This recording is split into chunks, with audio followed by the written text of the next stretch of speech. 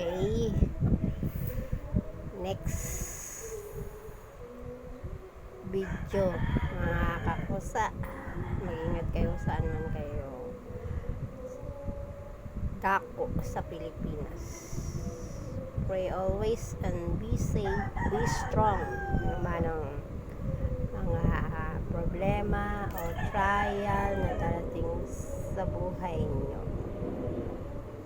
Ang solusyon, pray at humingi ng tulong sa ating Panginoon. Itong ating bayaning si Marcelo del Pilar, 50 cent, 50 sentimo. Siya ay makinang kahit na madungis ang kanyang perang ito. Makinang talagang legit pag makinang.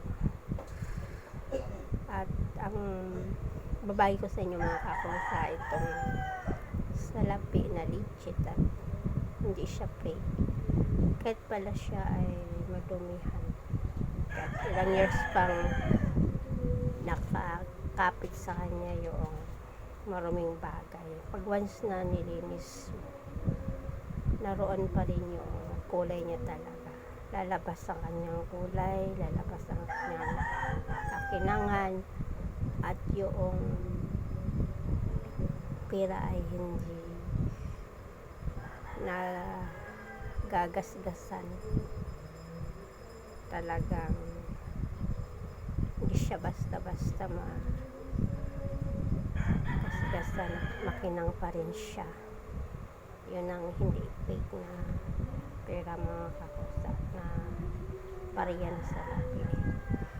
Tingnan mo naman yung surround ng ating bayaning si Marcelo del Pilar. Yung mga tuldok-tuldok sa gilid, ayan. Tuldok-tuldok, paikot sa gilid. Naroon pa rin. Ayan. Pero yung likod niya, wala yung tuldok-tuldok.